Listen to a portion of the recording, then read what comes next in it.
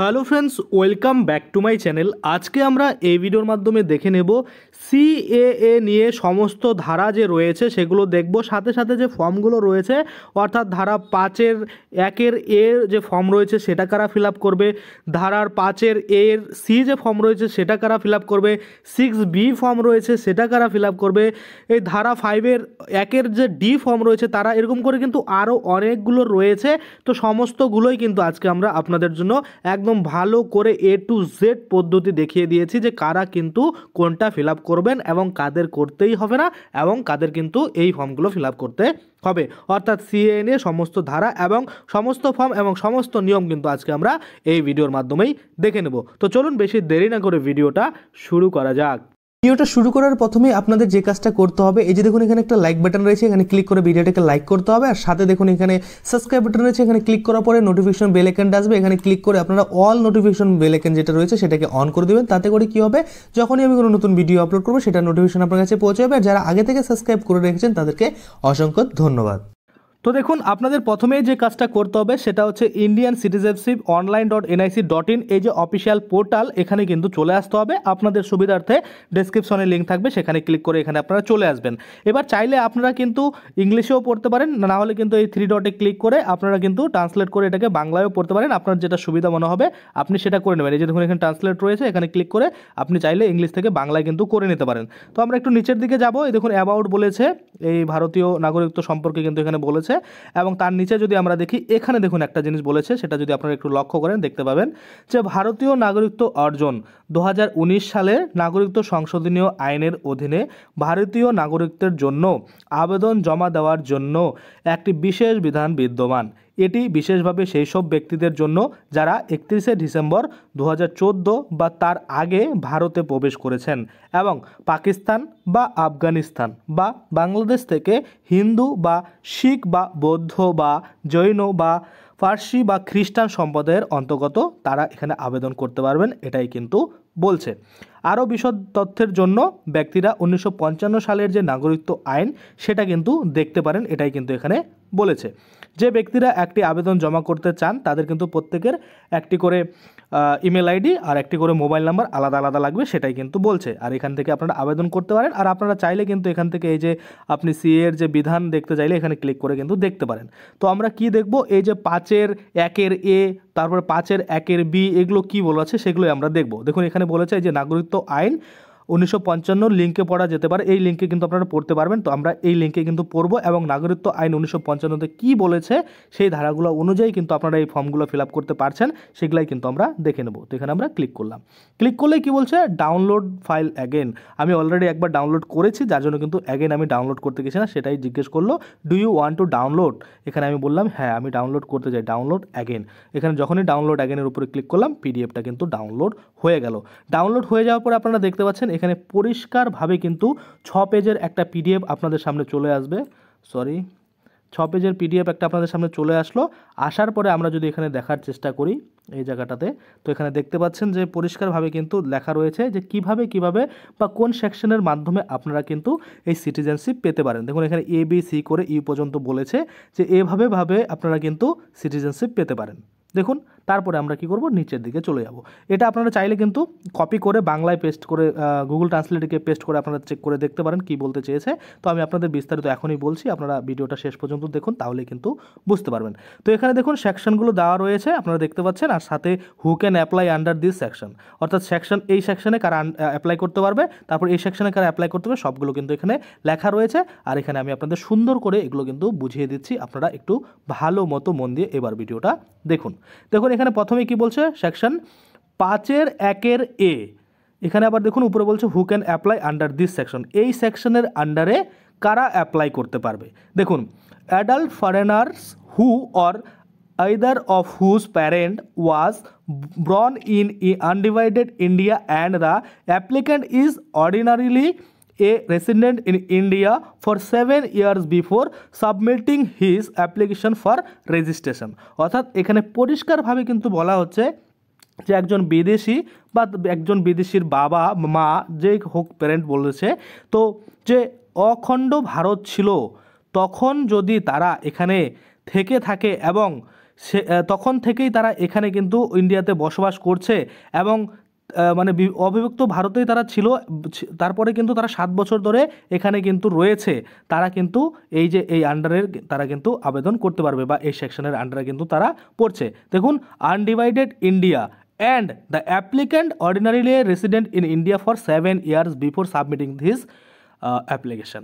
অর্থাৎ এখানে বলছে এই যে যারা বিদেশি রয়েছে তারা আনডিভাইডেড ভারতের কিন্তু মানে জন্মগ্রহণ করেছিল। আনডিভাইডেড যখন কিন্তু ভারত ভাগ ছিল না তখন তারা জন্মগ্রহণ করেছিল এবং তারা তারপরে কম করে 7 বছর ধরে বসবাস করছে এই যে অ্যাপ্লিকেশনটা অ্যাপ্লাই করছে সেটার জন্য। অর্থাৎ এই যে অ্যাপ্লিকেশনটা অ্যাপ্লাই করছে তার আগে অবধি তারা কিন্তু 7 বছর ধরে বসবাস করেছে। হয়তো আপনাদের একটু ক্রিটিক্যাল হয়ে গেল ব্যাপারটা, আমি ইজি করে দিচ্ছি। এখানে পরিষ্কার এটাই বলছে, ধরুন আপনি বাংলাদেশি বা আপনার বাবা মা বাংলাদেশি, আপনারা যখন অখণ্ড ভারত ছিল তখন আপনারা এখানে ছিলেন এবং তারপরে আপনারা মোটামুটি ভারত যখন ডিভাইড হয়ে গেল তারপরেও আপনারা ভারতে থেকে গেছেন, আপনারা বাংলাদেশে যাননি।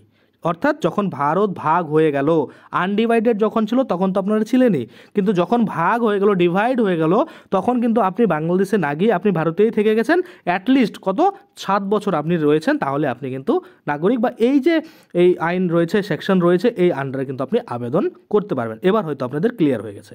তারপরে দেখুন কি বলছে, 5(1) এখানে কি বলছে, adult foreigner who is married to A citizens of India and has reside in India for 7 years before submitting his application for registration। অর্থাৎ এখানে বলছে যে একজন বিদেশি সে কিন্তু একজন ইন্ডিয়ান মানে ভারতীয় কোনো নারী বা পুরুষকে বিয়ে করেছে এবং তারা কিন্তু 7 বছর ধরে কম করে এই ইন্ডিয়াতেই রয়েছে। ধরুন আপনি একজন বাংলাদেশি ছেলে বা মেয়ে, আপনি একজন ভারতীয় মেয়ে বা ছেলেকে বিবাহ করেছেন, মানে বিয়ে করেছেন, তারপরে আপনি 7 বছর ধরে কম করে ইন্ডিয়াতেই রয়েছেন, সেক্ষেত্রে আপনারা কিন্তু এই যে এই সেকশন রয়েছে এই সেকশনের আন্ডারে আবেদন করতে পারেন। তার সাথে সাথে ডান দিকে কিন্তু কী কী আবার ডকুমেন্টস লাগবে সেটাও বলে দিয়েছে, আপনারা চাইলে সেটা দেখে নিতে পারেন। তারপরে কি বলছে, 5(1) minor children whose both parent are Indian citizen. অর্থাৎ যারা ছোট রয়েছে মানে চিলড্রেন্স রয়েছে তাদের বাবা মা দুজনেই যারা ইন্ডিয়ান সিটিজেন তারা কিন্তু এই সেকশনের আন্ডারে আবেদন করতে পারে। তারপর যদি আমরা দেখি 5(1) এখানে বলা হয়েছে adult foreigner whose parent are registered as citizens of India under কি বলছে দেখুন এখানে সেকশন 5 অ্যান্ড সেকশন 6। অর্থাৎ এই যে মানে বিদেশি রয়েছে তারা কিন্তু অলরেডি রেজিস্টার রয়েছে। কোথায় রেজিস্টার রয়েছে? এই যে সেকশন 5 আর 6 রয়েছে সেটাতে কিন্তু রেজিস্টার রয়েছে, তারা কিন্তু এই সেকশনের আন্ডারে আবেদন করতে পারে বা তাদের যে বাবা মা এই তাদের রেজিস্টার রয়েছে তার ছেলেমেয়েরা কিন্তু এই সেকশনের আন্ডারে আবেদন করতে পারে। তারপরে যদি আমরা দেখি 5(1) এখানে কিন্তু দেখুন বলা রয়েছে যে adult foreigner who or any of whose parent was citizens of independent India and who has reside in India for 12 months before submitting his application। অর্থাৎ এখানে বলছে একজন বিদেশি বা তার যে বাবা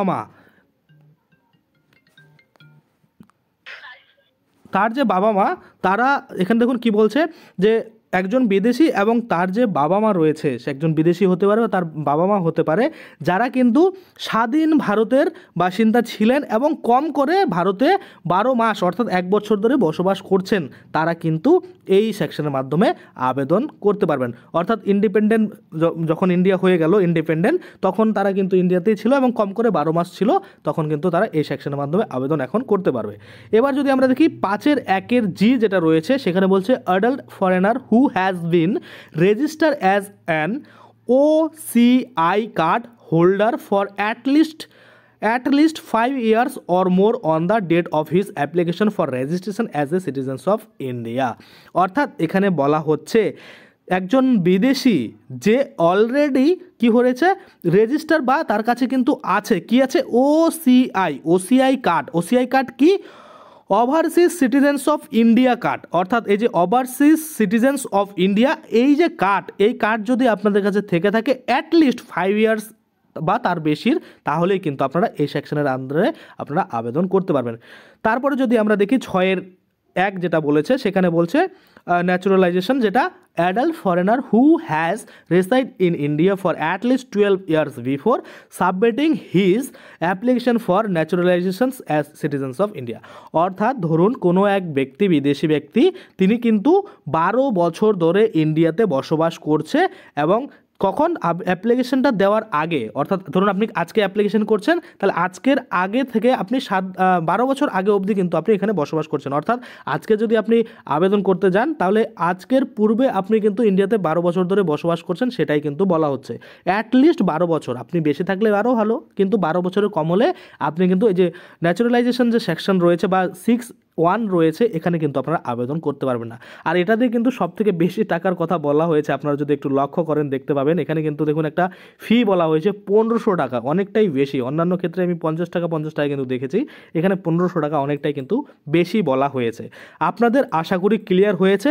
আরও একবার আপনাদের আমি রিভাইজ করে দিচ্ছি, শর্টে একটু বলে দিচ্ছি, কারণ অনেকেই হয়তো একদম ডিটেলসে বুঝতে গিয়ে গুলিয়ে গেছেন। আমি একটু সাবধান করে, মানে একদম সহজ করে আপনাদের বুঝিয়ে দিচ্ছি। সেকশন 5(1)(a)তে বলেছে যে একজন বিদেশি বা তার যে বাবা মা রয়েছে তারা আনডিভাইডেড ইন্ডিয়াতে ছিল এবং যখন ইন্ডিয়া ডিভাইড হয়ে গেল তখনও কিন্তু তারা বাংলাদেশে যায়নি, তারা ইন্ডিয়াতে থেকে গেল। কতদিনের জন্য? কম করে কিন্তু 7 বছর তারা ধরে এখানেই রয়েছে এবং তারা ইন্ডিয়াতে থাকবে সেটাই কিন্তু চুজ করেছে, যার জন্য কিন্তু এই সেকশনের আন্ডারে তারা এই যে নাগরিকত্ব সেটা কিন্তু পেতে পারে। এবং 5(1)(c)তে বলা হয়েছে যে একজন ধরুন বিদেশি, সে ইন্ডিয়ান কোনো মেয়ে বা ছেলেকে বিয়ে করেছে এবং তারপরে আর বাংলাদেশে বা পাকিস্তানে বা আফগানিস্তানে ফিরে যায়নি, ইন্ডিয়াতেই থেকে গেছে, তারাও কিন্তু আবেদন করতে হবে। কিন্তু থেকে যাওয়াটা কত বছরের হতে হবে? দেখুন 7 বছরের হতে হবে।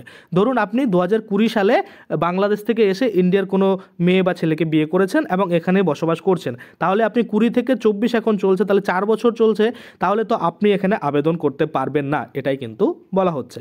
তারপরে minor children whose both parent are Indian citizen, যেটা আপনাদের বললাম সহজ আছে। আর তারপরে দেখুন অ্যাডাল্ট ফরেনার যেটা রয়েছে, যারা রেজিস্টার রয়েছে অলরেডি এই সেকশন 5 and 6 এর মধ্যে, সেটা। এবং 5(1)(f) যেটা রয়েছে সেখানে বলছে যে যারা ইন্ডিপেন্ডেন্ট ইন্ডিয়াতে ছিল এবং কম করে 12 মাস ধরে এখানেই বসবাস করছে, তারা কিন্তু আবেদন করতে পারবে এই সেকশনের মাধ্যমে। এবং 5(1)(g)তে বলা হয়েছে যারা ওসিআই কার্ড প্রাপ্য মানে রয়েছে, যাদের কাছে ওসিআই কার্ড রয়েছে, অর্থাৎ ওভারসিজ সিটিজেন্স অফ ইন্ডিয়া, এই কার্ডটা যাদের কাছে রয়েছে তারা তো এই আন্ডারের মাধ্যমে করতে, মানে এই সেকশনের আন্ডারে তারা আবেদন করতেই পারে।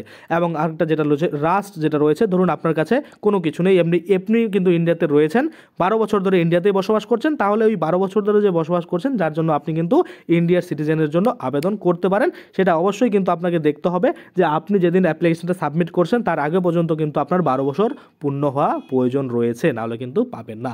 তো আপনারা আশা করি বুঝতে পেরেছেন, একদম A to Z আপনাদের ক্লিয়ার করে দিলাম।